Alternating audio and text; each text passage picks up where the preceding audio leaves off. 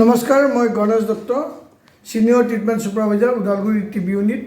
আজি মই আহিছোঁ ওৰাঙৰ ওচৰত বেগনাবাৰী গাঁৱত। এওঁৰ নাম ৰঞ্জিত দৈমাৰী আৰু এখেতৰ টিবি বেমাৰ হৈছিলে 2016 চনত। আৰু তেখেতৰ যি অভিজ্ঞতা আমি জানিব বিচাৰোঁ। আপুনি যে টিবি হৈছিলে, পৰীক্ষাবিলাক ক'ত কৰিছিলে? মই ওৰাঙতে কৰিছোঁ। ওৰাঙত পইচা দিব লগা হৈছিল? নাই, পইচা দিব লগা নাই। বেমাৰটো ধৰাৰ পিছত আপুনি ঔষধ খাইছিলে? ঔষধটো চৰকাৰী ট্ৰিটমেণ্ট চৰকাৰী তাৰে কাৰণে কিবা কাৰোবাক মাননি দিব লগা হৈছিল? নাই। ঔষধ খাই এতিয়া আপুনি কেনে পাইছে? ঔষধ খাই এতিয়া সুস্থ, কাম বন কৰিব পাৰে? মই ট্ৰেক্টৰো চলাই দিওঁ। এতিয়া ট্ৰেক্টৰ চলাই।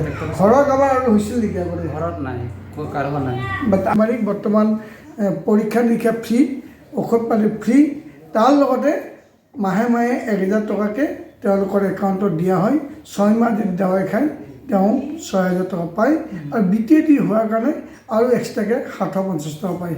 গতিকে আজি ৰঞ্জিতৰ তাত আহি ভাল লাগিল, এইকাৰণে তেখেতে সুন্দৰকৈ ঔষধ খোৱাৰ কাৰণে আজি সুন্দৰকৈ আছে। গতিকে মই ভাবোঁ যিসকল কাহ হৈ থাকে, কাহৰ লগত তেজ যায়, বুকুখন বিষাই থাকে, গাঁঠিবিলাক বিষাই থাকে, গ্ৰন্থিবিলাক ফুলি উঠে, মানুহজন ক্ষীণাই যায়, সন্ধিয়া সময়ত জ্বৰ উঠে, এনেধৰণৰ যদি লক্ষণ থকা সৰুৰ পৰা বৃদ্ধলৈকে কাৰোবাক যদি দেখা পায়, আপোনালোকে ওচৰৰ চৰকাৰী স্বাস্থ্যকেন্দ্ৰলৈ আনিব।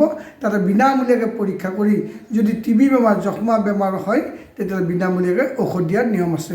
সকলোৰে সহযোগ কামনা কৰি ভিডিঅ'টো ইমানতে সামৰিছোঁ। ধন্যবাদ।